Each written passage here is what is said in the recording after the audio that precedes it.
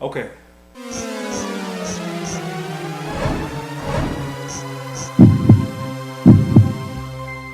So one of the areas that we've noticed as a couple in observing level 10 type marriages, those are great marriages that are thriving, that are doing a lot.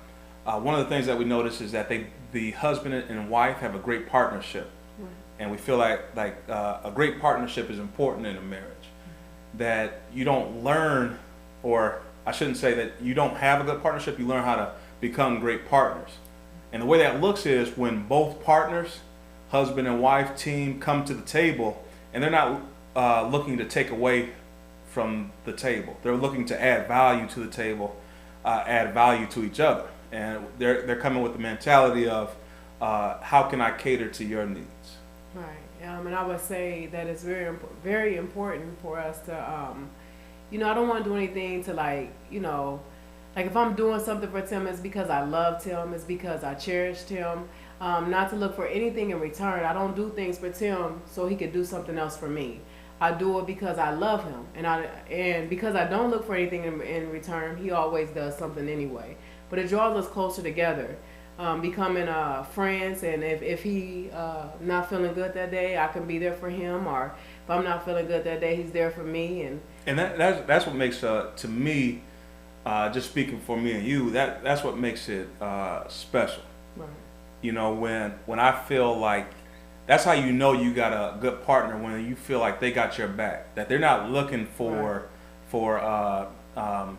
their own selfish needs. Right. They're looking to fulfill your needs. Right. And when you get that, you get it back in return. So Right. so if I'm fulfilling your needs, I know that you're going to be looking out for me, fulfilling mine. Right. So a couple things that we've learned that we're going to give you is a few tips on how to develop a good partnership. Some things that you need to know if you're going to have a good partnership. And this is always a check and balance. You always got to check your marriage. Your marriage needs maintenance, all right? All the time. All the time, right? So this is something for you to take and check you and your spouse to see if you're doing a few things. And you do it with your car, you do it with your bank accounts.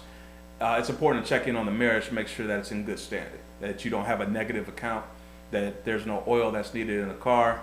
In the marriage, you got to make sure that the ingredients is there for it to continue to run the way you want it to run.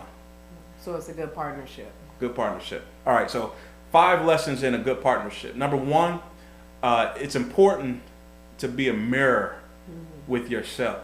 What do I mean?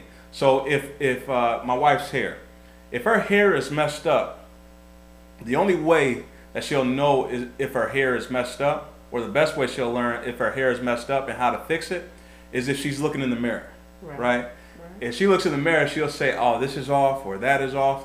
A lot of times in a partnership, the one partner is always looking to the other and saying, well, this is what you have off, right? Or you're not doing this, or you're not doing that, and all of this, and you're always pointing the finger.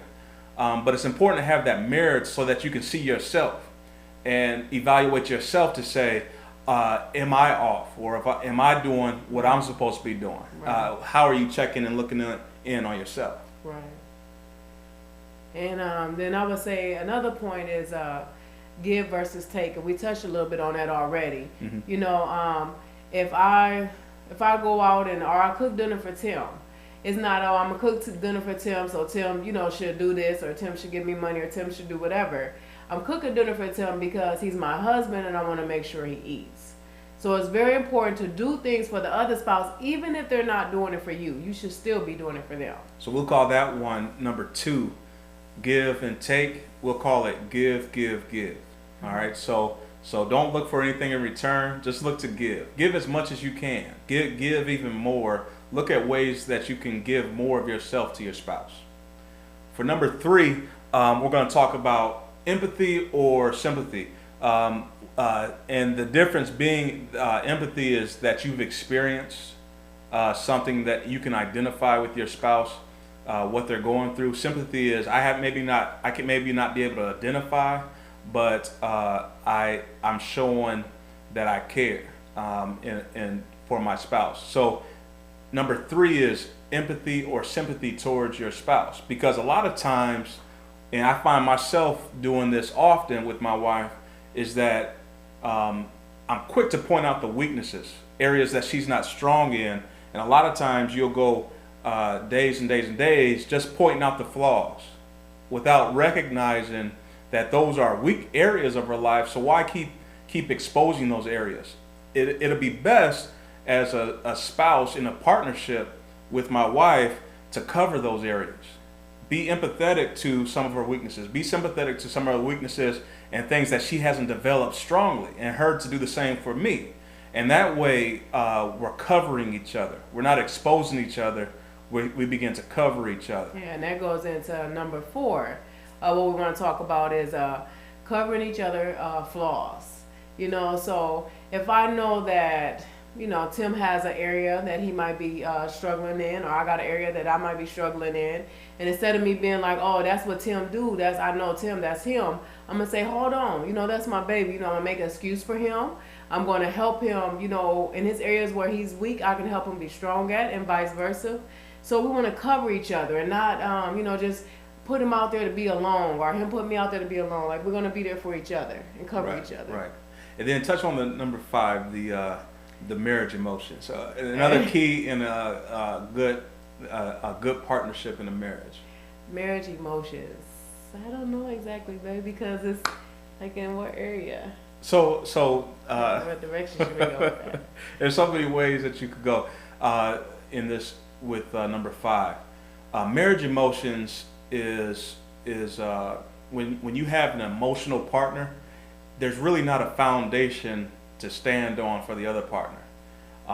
And I could speak just from experience that in order for me to be a good partner, I got to give you something solid to base that off of. I can't be wishy-washy with my emotions. So one day, you know, it's hard living with an individual that you don't know what you're walking into. You don't know if they're going to be in a good mood, if they're going to be in a bad mood. Consistency is important in a partnership. Consistency that I have my emotions in check, that if this situation comes up, I know what to expect from you.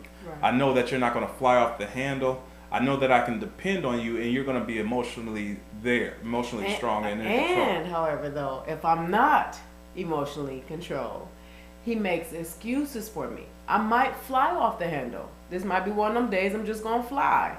And so it takes a bigger person, a person that really loves somebody, to actually say, okay, let me not get offended by this.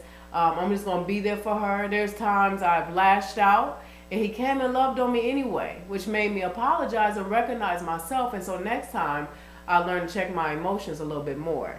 Cool. So I appreciate that. Cool. So we just wanted to give you 5 tips to become good partners with each other. Take this week to work on that with your wife or your husband. Take this week to just work on those 5 points. How to hold up the mirror to yourself. Number 2, how to give. Number 3, how to be empathetic or sympathetic to their weaknesses.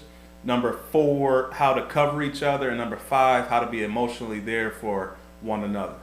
All right, so we hope that you enjoyed this. Listen, this is what you can do for us. If you want to check us out more, we want to dialogue with you to find out, you know, what's going on with your marriage, how you're liking the blog and the content that we're giving. In order to do that, go to our website, IWillWillU. All right, and we'll catch you out on the next episode.